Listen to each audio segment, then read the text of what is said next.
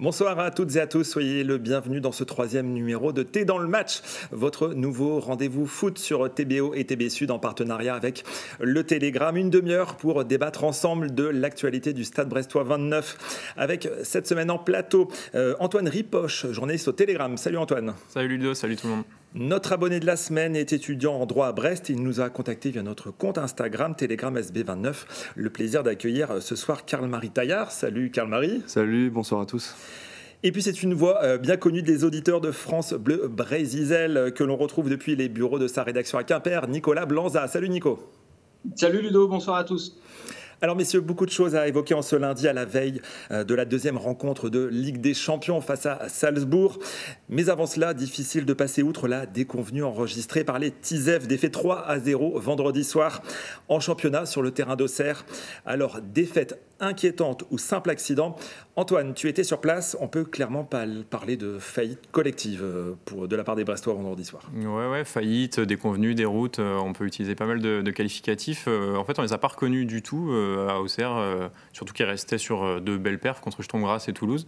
Dans l'attitude, dans le comportement, dans l'engagement, c'était pas les Brestois de l'année dernière, c'est sûr. Même depuis le début de saison, ils étaient vraiment en dessous de leur standard et le résultat est plutôt logique, même s'il est sévère, il est logique, quoi. Auxerre n'a pas volé sa victoire. Et Auxerre, tu disais qu'il restait sur 4 défaites consécutives en Ligue 1. Karl-Marie, tu as assisté à cette rencontre devant la télé, tu es resté jusqu'au bout, tu me le disais. Malgré tout. Qu'est-ce que tu en as pensé ? C'est pas du tout le Brest qu'on connaît, qu'on a vu en place, avec les qualités qu'on a pu voir quand même sur les 3 derniers matchs, ou contre Toulouse, on avait une certaine solidité. Contre Sturm-Graz aussi, ainsi que contre Saint-Etienne, on s'était rassuré. Là, on a plus vu les faillites qu'on avait vues contre Marseille et Lens, notamment défensives, et les passes, les transactions de passes entre les joueurs qui n'étaient pas bonnes. On est tous d'accord pour dire que c'était clairement la pire prestation de cette saison. Mais était-ce la pire prestation de l'ère Éric Roy, Nico ? Je sais pas, le match contre l'OM lors de la première journée, le 5-1, il est pas si lointain. On avait déjà dit que c'était un accident de parcours où les Brestois étaient en retard sur à peu près tout, où défensivement ça va être les catas. Là, j'ai aussi envie de penser que c'est un accident de parcours. De là à dire est-ce que c'est le pire de l'ère Éric Roy, j'ai pas souvenir de match où on a senti des Brestois en retard et aussi peu inspirés dans le jeu. La saison dernière, il y a eu beaucoup de sommets. Il y a eu par moments, dans certains matchs où ça a été faible, mais il y a eu des retournements assez dingues. Je me souviens du match à Lyon notamment. Mais pas sur 90 minutes, tu veux dire.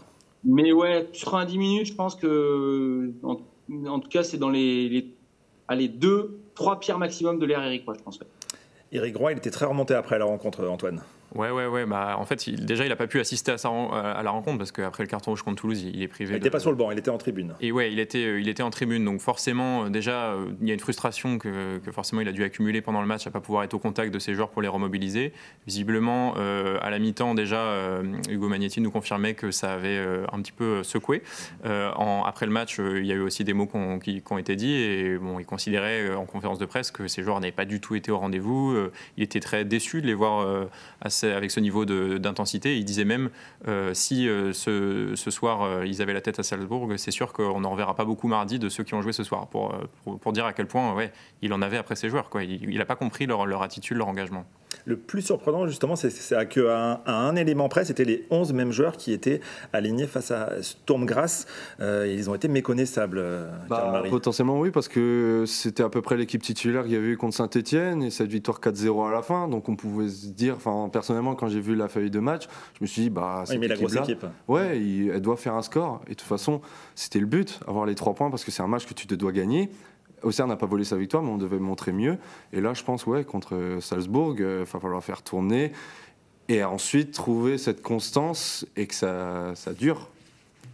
Avec des leaders techniques absents, je pense notamment à Romain Del Castillo, également Romain Fèvre. Il a erré comme une âme en peine pendant toute la rencontre. Ouais, Romain Fèvre, qu'on n'a jamais vu vraiment rentrer dans son match. Et en plus de ça, un petit peu en délicatesse aussi sur les replis défensifs. Devant, sur l'aile droite, Romain Del Castillo, qui n'avait pas démarré sur les 2 rencontres précédentes, qui lui non plus n'a pas vraiment été en réussite dans ces 1 contre 1. Il n'avait pas vraiment le coup de rein. Et puis, tu parles de cadre, de leader. Brendan Chardonnay, qui est quand même en faute aussi sur 2 des 3 buts au Serrois. Avec vraiment, il est passé à côté sur des actions individuelles des 1 contre 1. c'est préjudiciable, quoi. Nico, déjà 13 buts encaissés depuis le début de la saison. On est loin des ratios de la saison passée. Oui, c'est sûr qu'en termes d'efficacité défensive, c'est gros déjà pour Brest. Et effectivement, je rebondis sur ce qui était dit juste avant, c'est que Brendan Chardonnay, c'est pas le seul fautif, mais c'est un symbole parce qu'en général, dans l'engagement, l'état d'esprit, la combativité, l'agressivité, il est présent. Et pour moi, c'est un symbole. Et il y en a un deuxième. C'est que Brest n'a pas pris un carton jaune à Auxerre vendredi soir. Et les cartons jaunes, ça tombe quand tu mets de l'engagement, de l'intensité, que tu es au mastic, quoi. En face, ils restaient sur 4 défaites, ils en ont pris des jaunes et ils gagnent 3-0. Pour moi, ça, c'est 2 symboles. Et effectivement, après plus globalement depuis le début de la saison, c'est vrai que ça avait beaucoup de buts. Alors, il y a eu cette première journée face à l'OM où Greenwood s'est montré irrésistible, où défensivement, Brest n'était pas connecté, mais ça fait des scores lourds quand même. On s'était dit après la victoire face à Saint-Etienne, bon, déjà, voilà, ça permet de le rattraper un petit peu ce goal average. Voilà, il faudra pas traîner en route. Alors il y a des équipes qui, pour l'instant, sont allez, au moins aussi faibles, voire pire. En bas de tableau, Angers, Saint-Etienne, ça gagne pas beaucoup. Auxerre, pas beaucoup de confiance, Le Havre non plus. Mais on se rappellera à la J34 que bah voilà, ça peut se jouer à pas grand-chose. Demandez au Lorientais la saison dernière quand ils sont pas barragistes pour un but. Il faudra pas en prendre trop quand même. Et c'est vrai que là-dessus, sur les valeurs intrinsèques que réclame Eric Roy, il faudra retrouver une certaine solidité défensive. On sait très bien, pas prendre de but, c'est au moins tu perds pas. Donc voilà. Et là, pour l'instant, ça fait défaut. Avec une défense qui a pas mal bougé quand même sur les toutes premières rencontres, à part Brendan Chardonnay et Kenny Lala, si je dis pas de bêtises. On a du mal à avoir une défense charnière type. Est-ce que même Brendan Chardonnay, sa place est-ce qu'il est sur la sellette, entre guillemets, après ses récentes performances? Sur la sellette, je sais pas, mais je pense qu'Éric Roy peut aussi se dire qu'il n'y a personne qui est indiscutable, indéboulonnable, et que sur un match, bon évidemment le prochain match c'est Salzbourg, donc dans l'immédiat, on verra peut-être ce qui va se passer sur le match de ce mardi soir, mais je pense qu'effectivement ça fera de mal à personne de aussi considérer que sa place n'est pas assurée. Lala et Chardonnay, bon, hormis le match contre Toulouse où toute l'équipe était remaniée, effectivement pour le moment ils n'ont pas été remis en question, mais pour autant leur rendement n'est pas celui de la saison dernière, donc je pense que oui, Eric Roy, ça doit forcément trotter dans sa tête de faire tourner jusqu'à ces postes-là, quoi. Nico évoquait le classement, on va tout de suite le regarder ensemble, avec en tête le Paris Saint-Germain à égalité de points avec l'AS Monaco deuxième. À la 3e place, on retrouve Marseille qui vient de concéder sa première défaite en championnat face à Strasbourg. Le Stade brestois occupe quant à lui la 13e place à égalité de points avec Auxerre et Le Havre, son prochain adversaire. Montpellier barragiste est à 2 points, tout comme Saint-Etienne, alors qu'Angers ferme la marche. Pour répondre à notre question et clore ce débat, messieurs, défaite inquiétante ou simple accident? Karl-Marie. Inquiétant pour la suite, je dirais pas, mais s'il faut faire attention parce qu'on voit la qualité que les joueurs représentent et dégagent. Il faut juste trouver cette constance et cette solidité, qu'ils arrivent à bien jouer ensemble. Et j'ai confiance en Eric Roy malgré tout aux joueurs. Donc, c'est un accident alors? Oui, c'est un accident. Antoine? Ouais, je serais plutôt de l'avis de Karl-Marie. C'est de l'ordre de l'accident tant qu'on ne voit pas les choses se reproduire. Pour le moment, il n'y a pas vraiment de série négative, parce qu'on le disait, il restait sur 2 victoires. Malgré tout, ça fait quand même 3 déplacements, 3 défaites. Là, il y a un 4e déplacement qui se profile. Bon, il faudrait quand même se débloquer hors de ses bases pour le Stade brestois, parce que sinon, ça va devenir une habitude. Et effectivement, là, on pourra parler de routine un petit peu négative, quoi. Charge à Nico de conclure sur le sujet. Non, bon, l'essentiel a été dit, mais bénéfice du doute encore sur le fait que c'est un simple accident, mais effectivement à l'extérieur. Et voilà, ça fait pas énormément depuis le début de la saison. Il y a eu le 5-1 face à l'OM, il y a eu la première période totalement ratée à Lens. Là, le match raté à Auxerre. Attention à ce que ça ne devienne pas effectivement, entre guillemets, une mauvaise habitude. Merci Nico. Allez, on enchaîne avec notre débat suivant. Après avoir notamment évoqué ensemble les soucis défensifs, on va maintenant se pencher sur le secteur de l'attaque avec cette question. Mama Baldé et Ludovic Ajorc sont-ils complémentaires ou concurrents? Les 2 recrues n'ont pour l'instant joué que 20 minutes ensemble vendredi face à Auxerre. Qui se lance?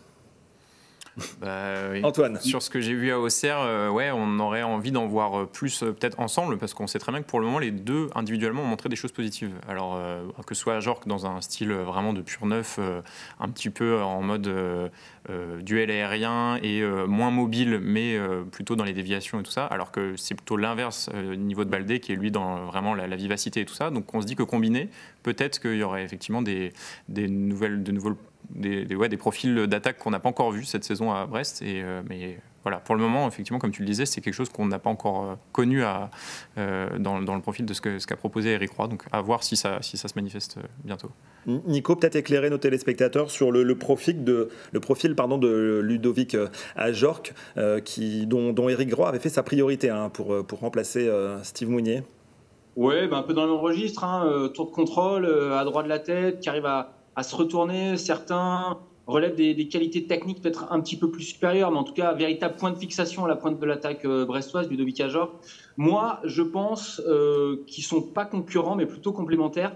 Et je vais justement te parler de Steve Mounier, renvoyer un peu à cette situation l'année dernière, parce qu'on se disait si c'était soit Satriano ou Mounier. Finalement, Satriano a fini excentré sur le côté gauche et jouait tous les deux sur des centres de la droite, par exemple, de Del Castillo, où Mounier était là en tour de contrôle et Satriano rentrait un peu en deuxième poteau, comme deuxième attaquant, pour apporter des solutions. Et on a vu aussi Baldé et Ajorc faire un bout de match avec deux attaquants de pointe et Doumbia en position de numéro 10. Voilà, c'est aussi quelque chose que peut être amené à faire Eric Roy. On l'a vu là en cours de match, pas sur une composition d'entrée, mais pour moi, ils sont plus complémentaires. Et Baldé, avec sa capacité de percussion, etc., peut aussi être un joueur qui évolue sur un côté du 4-3-3. Donc, j'ai plutôt tendance à dire complémentaire que concurrent. Précieux, tu le disais, de la part de son gabarit, notamment à 1m96 pour rappel. Pas tout à fait le même timing quand même que Steve Mounier, peut-être également meilleur finisseur dans la surface. Qu'est-ce que tu en penses, toi, Karl-Marie, de ce que tu as vu? Ça reste à voir, parce que Steve Mounier, il a été longtemps au club, il a pu prouver. Je pense que Ludovic Ajorc a les qualités pour. On a vu contre Sturm Graz ce qu'il pouvait faire, embarquer de défenseurs et dévier de la tête, et ensuite libérer des espaces comme pour Sima. Et Mama Baldé, de ce qu'on a vu à Toulouse et ses entrées, on sent que c'est quelqu'un qui est vif, percutant, qui a envie de bien faire. Et d'ailleurs, contre Auxerre, l'action qu'il fait sur la barre transversale, elle est magnifique. Et si ça rentre, c'est le but de l'année. Après, oui, je pense qu'ils peuvent être complémentaires. Mama Baldé jouait sur le côté et Ludovic Ajorc en pointe, comme l'ont fait l'année dernière. Mounier et Satriano, ça peut le faire. Alors, Mama Baldé s'était révélé lors de la saison 2022-2023 avec 3. Il avait été à hauteur de 12 buts. Il est arrivé dans les dernières minutes du mercato en provenance de Lyon.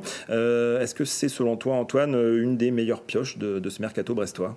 Je ne sais pas si c'est l'une des meilleures pioches, ça on va pouvoir le voir au fil des semaines. En tout cas, c'est sûr que c'est un investissement quand même considérable, 4,5 millions d'euros, donc c'est à l'échelle de Brest quand même assez costaud. A priori, quand même, on part sur un joueur qui est expérimenté en Ligue 1, qui a joué à Dijon, qui a joué à Troyes, qui a joué à Lyon. Bon, pas forcément le meilleur Lyon de l'histoire, mais quand même, qui sait un petit peu, qui connaît les rouages de ce championnat-là et qui a pu, je crois qu'il a quand même plus de 30 buts en Ligue 1. Donc c'est une recrue d'expérience et en même temps qui n'est pas si âgée.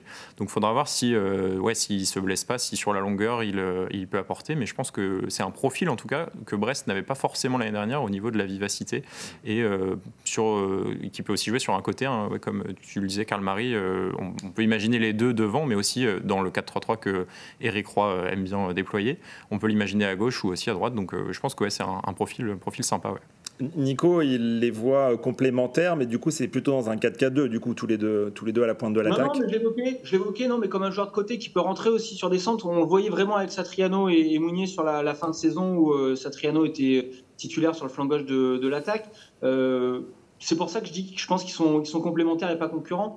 Et l'achat de Baldé, pour moi, veut dire quelque chose. C'est que Brest croit en lui. Sinon, Grégory Lorenzi ne serait pas allé mettre 4,5 millions sur Mama Baldé. On a vu sur des joueurs des prêts peut-être qui ont été suggérés. Là, on peut penser que Lyon n'aurait peut-être pas été opposé à un prêt avec option d'achat, etc.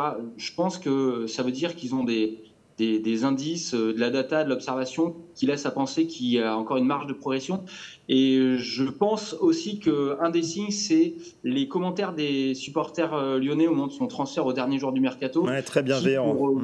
Beaucoup sont dit on perd nos joueurs qui étaient bons, qui mouillaient le maillot, qui y a une grosse débauche d'énergie. Donc voilà, je pense qu'il faut nécessairement s'adapter. On sait qu'il a un rôle aussi dans sa sélection avec la Guinée-Bissau, dont il est le capitaine. Voilà, ça peut être une bonne pioche. Alors la question de leur complémentarité a été posée à Eric Roy avant la rencontre face à Auxerre. On écoute sa réponse. Il n'y aura aucun souci à un moment donné à les aligner les deux ensemble parce que je pense qu'ils ont vraiment une vraie complémentarité par rapport au profil déjà. L'un est beaucoup plus un joueur capable de prendre la profondeur, l'autre beaucoup plus un joueur d'appui. Donc, et je pense encore plus complémentaire que pour être Steve et Martin. parce que Martin n'était pas non plus un joueur de grande vitesse. C'est un garçon qui allait assez vite, mais c'était pas non plus... et je pense que les deux ensemble, ils sont effectivement capables de pouvoir bien matcher. Donc c'est évident que ce sera une des possibilités qu'on aura cette saison. Le coach a tranché. Qu'est-ce qu'on attend, messieurs, du coup, pour les voir ensemble sur le terrain ? Peut-être un changement de système, on ne sait pas. Soit il tente Baldé sur le côté, soit il fait évoluer son système, effectivement. Donc je ne sais pas ce que lui attend. Éric Roy, il sait aussi qu'il a des ailiers forts, Romain Del Castillo. Ça veut dire que si on passe à 2 attaquants, est-ce qu'on doit se passer de Romain Del Castillo aussi ? Parce que c'est quand même un pur ailier droit. Le faire reculer, ça veut dire aussi se passer aussi de ses capacités. Voilà, il y a aussi Sima qui réalise un début de saison plutôt prometteur. Donc ça veut dire qu'en mettant les deux, on se prive quand même de possibilités offensives. Donc je pense qu'il veut aller pas à pas aussi avec ces 2 attaquants, les tester peut-être d'abord l'un puis l'autre, et puis on verra peut-être d'abord en match, effectivement, comme on a déjà pu le voir un tout petit peu, puis après sur une feuille de départ peut-être. Pour conclure sur ce débat, Karl Marie, question foot manager.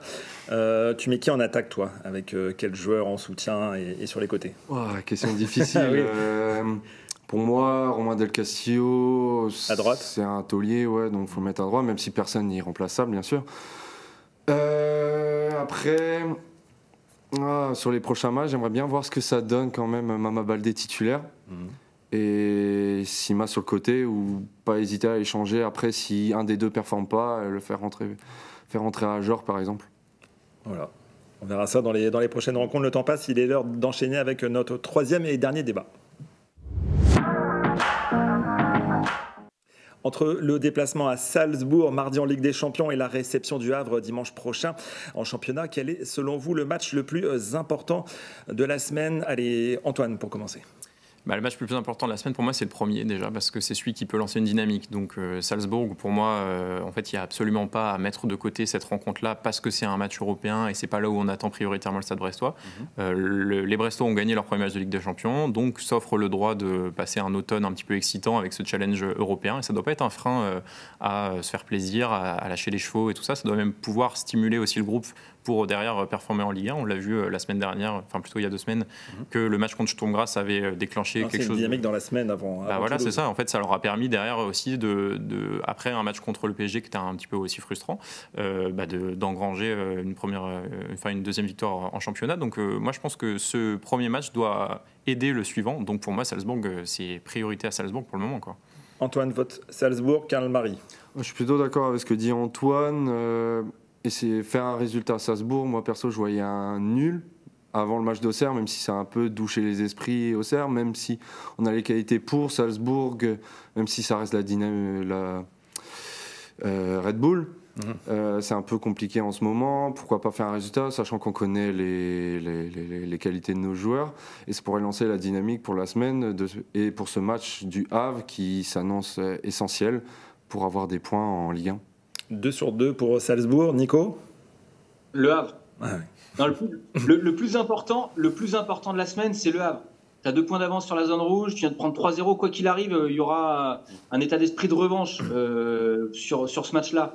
La Ligue des Champions, effectivement, Brest s'est donné le droit d'y croire, mais c'est du bonus. Le plus important pour moi, c'est le Havre. Le plus excitant, c'est Salzbourg. Voilà, le Havre, c'est le match du maintien, c'est le pain quotidien, c'est pourquoi tu vas batailler pendant 34 journées. Voilà, donc je pense vraiment que le plus important, c'est le Havre. Ensuite, effectivement, celui de Salzbourg peut permettre de lancer la dynamique, d'être dans un bon état d'esprit, etc.